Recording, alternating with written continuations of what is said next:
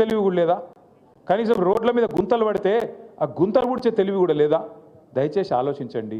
నేను మిమ్మల్ని కోరేది ఒక్కటే, ఇవాళ మీరందరూ కూడా 56 బూత్లకు సంబంధించిన బూత్ కమిటీ సైనికులు ఇక్కడ ఉన్నారు. మీ అందరితో నా ప్రార్థన ఒకటే, మళ్ళీ కేసీఆర్ గారే రావాలనే మాట ఇవాళ హైదరాబాద్లో కాదు, ఇవాళ రాష్ట్రంలో ఉండే ప్రతి వర్గం నుంచి ఒక్కటే మాట వినబడతా ఉన్నది. అప్పుడే మంచిగుండే తిరిగి కేసీఆర్ గారిని తెచ్చుకోవాలనే మాట వినబడతా ఉన్నది.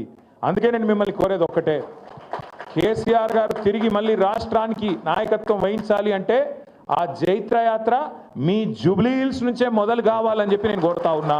మీ వెంగళరావు నగర్ డివిజన్ నుంచే మొదలు కావాలని నేను కోరుతా ఉన్నా. यहीं से शुरू होना अपनी जीत की जो सिलसिला है, यहीं से शुरू होना है. क्योंकि आज हर कोई चाह रहा, आप कोई ऑटो चलाने वाले हमारे भाई से पूछो, क्या हालत है रे भाई, क्या हालत है, बर्बाद हो गया ना भाई, क्या करें. मैं 2-4 महीने पहले मैं आ रहा था कहीं असेंबली से, मैं पार्टी ऑफिस आ रहा था. आते आते बीच में वो बंजारा हिल्स के पास लाइट, रेड लाइट आया तो रुक गया मैं. इतने में मेरे बगल में एक ऑटो आ गया. ऑटो वाला सलाम बोला, मैं भी सलाम भाई बोला. बोलते ही उन्होंने बोला साहब एक बार शीशा नीचे करो. मैं शीशा नीचे कर लिया. बोला सलाम. मैं फिर से बोला सलाम. क्या नाम है? बोला महमूद. बोला महमूद भाई क्या हाल है? क्या हाल है साहब? बर्बाद है. मैं बोला बर्बाद क्या हुआ? क्या है साहब? पूरा धंधा कारोबार ख़त्म, कहीं भी रोटेशन में पैसे नहीं है. एक तरफ रियल एस्टेट ख़त्म हो गया, एक तरफ हमारा कारोबार ख़त्म हो गया. कहीं भी आज कहीं भी देखो आप, आज कोई नहीं है साहब. केसीआर साहब जाने के बाद वो गया साहब, वो माहौल गया हैदराबाद में, वो पुराना वाला हालचाल नहीं है అన్నాడు.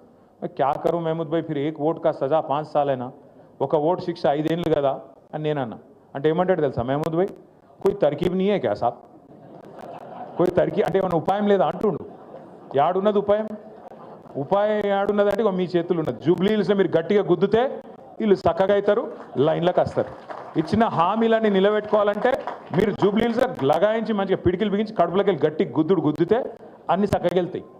తులం బంగారం వెళ్ళాలి, 2500 రూపాయలు వెళ్ళాలి, ముసలోళ్ళకు 4000 పెన్షన్ వెళ్ళాలంటే మీరు ఇప్పుడు మళ్ళా అటు ఓటేసి మళ్ళీ ఇటు అడిగినాం అనుకో, రేవంత్ రెడ్డి ఏమంటాడు, మాకే ఓటేసారు జూబ్లీ హిల్స్ ప్రజలు, మేము ఒక్క హామీ నిలబెట్టుకోకపోయినా, అన్ని లంగ మాటలు చెప్పినా, అన్ని దొంగ మాటలు చెప్పినా, జూట మాటలు చెప్పినా నాకే ఓటేసారు, కాబట్టి వీళ్ళకి ఇచ్చేది ఏమన్నది లేనేలేదు.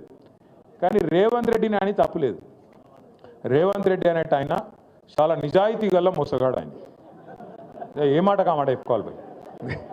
ఎందుకంటే ఆయన ముందే చెప్పిండు, ఎలక్షన్ ముందే ఏం చెప్పిండు, ప్రజలు మోసం చేసేటోళ్ళనే నమ్ముతారు, మోసగాళ్ళనే నమ్ముతారు, అందుకే మేము మోసం చేస్తామని చెప్పిండు. పాపం ఆయన చాలా నిజాయితీ గల మోసగాడు, ఆయన అన్ని తప్పులేదు. కాకపోతే బాధ ఎక్కడ అనిపిస్తుంది అంటే, మనం మంచి వాళ్ళని చూసినాం, ముఖ్యమంత్రులను, ఓ చంద్రబాబు నాయుడుని చూసినాం, ఇదే రాష్ట్రంలో మనందరం చూసినాం, ఓ ఎన్టీ రామారావుని చూసినాం, తర్వాత అటెనక రాజశేఖర రెడ్డి సాబ్ని చూసినాం, రోషయ్య గారిని చూసినాం, కేసీఆర్ గారిని చూసినాం. పెద్ద మనుషులను చూసినాక ఇలా రేవంత్ రెడ్డిని చూస్తుంటే ఎక్కడో అజం అయితలేదు.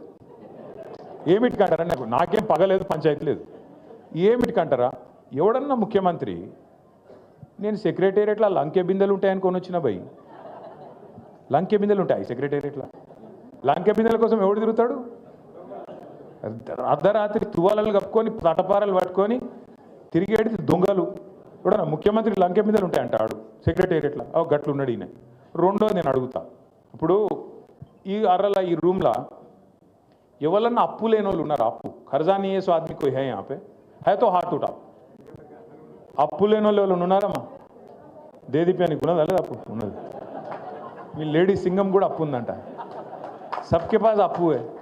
అప్పు లేని వాళ్ళు ఎవడు ఉన్నాడు? మా సుధీర్ అన్న కూడా ఉంది అప్పు. ఎందుకంటున్నా అంటే వెంకటేశ్వర స్వామి గుడి ఉంది రా భయ్, మా వాళ్ళకి లేక దేవుని గుడి ఉంది. కరెక్ట్ చెప్పిండు మా తమ్ముడు. అయితే ఎందుకు చెప్తున్నా అంటే, అప్పు అందరికి ఉంటుంది, కానీ ఏం చేస్తాం మనం? అప్పు హైతోవి, కర్జా హైతోవి, లోపల బనీన్కు పొక్కలున్నా మీదికెళ్ళి మాత్రం కడక్ అంగి వేసుకుంటాం, బయటికి మాత్రం షాన్ మే ఫరక్ నీ అని అన్నట్టు తిరుగుతాం. ఎందుకు తిరుగుతాం? మళ్ళీ ఎవడన్నా అప్పు ఇవ్వాలంటే ఇవన్నా వద్దా? ఇవ్వాలన్నా లేదా? ఇవ్వాలి మరి, అందుకే తిరుగుతాం అట్లా. కానీ ఈయన ఎట్లున్నాడు ముఖ్యమంత్రి? ముఖ్యమంత్రి అంటేనే కుటుంబానికి పెద్ద. ఈయననే తెల్లారి మార్కెట్లో పడి నా రాష్ట్రం దివాలా తీసింది, నా రాష్ట్రం సంకనాకిపోయింది, నా రాష్ట్రం మొత్తం ఎయిడ్స్ పేషెంట్ అయిపోయింది, నా రాష్ట్రం క్యాన్సర్ పేషెంట్ అయిపోయింది, నేను ఢిల్లీకి పోతే నాకు ఎవడు అపాయింట్మెంట్ ఇస్తలేడు, నాకు అపాయింట్మెంట్ ఇస్తే చెప్పులు ఎత్తుకపోతాడేమో అని భయపడుతుర్రు, ఇట్లా మాట్లాడతాడు ఎవడన్నా ముఖ్యమంత్రి? గీననట మన జూబ్లీహిల్స్ని ఉద్ధరిస్తారట, హైదరాబాద్ను ఉద్ధరిస్తారట. మీరు ఆలోచన చేయండి. గిసొంటి ముఖ్యమంత్రిని ఏమన్నా చూసినామా? ఇంకోటి అప్పు ఉందనుకో. ఇప్పుడు నేను సుధీర్ అన్న కాడ 1 లక్ష రూపాయలు అప్పు తీసుకున్నా అనుకో. చెప్తా నేను ఏం చెప్తా అన్న, ₹1 మిత్తి ఇస్తా, నాకు 6 నెలల వాపస్ ఇస్తా అని చెప్తా. ఏదో వెళ్ళలేదు నాకు.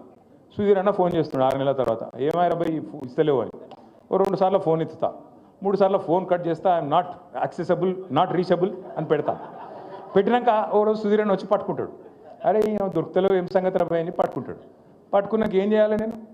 అరే కాదన్న దండం పెడతాను, ఏమనుకోక జర వెళ్తలేదు, ఇంకో నెలాగి ఇస్తా అని చెప్తా. కానీ ఈ ముఖ్యమంత్రి ఎట్లున్నాడు తెలుసా? ఎలక్షన్ల ముందు వాగ్దానాలు చేసినావు కదా, అడ్డమైన వాగ్దానాలు ఇచ్చినావు కదా, మరి ఏమాయబాయి నిలబెట్టుకుంటలేవు అని మేము అడిగితే ఏమంటుండే తెలుసా? ఏం చేస్తారు, నన్ను కోసుక తింటారా? ఈ కోసుక తిని నీకు నువ్వేమన్నా సేపువా మామిడికాయవా? ఎవడు కోసుక తింటాడు, ఏం కోసుక తింటాడు అంటే గంత ఇట్లాంటి మాటలు మాట్లాడే ముఖ్యమంత్రి నా జీవితంలో అయితే నేను చూడలేదు. పెద్ద పెద్ద వాళ్ళని చూసినాం, మంచి మంచి వాళ్ళని చూసినాం, ఇసొంటోని ఎప్పుడు చూడలే.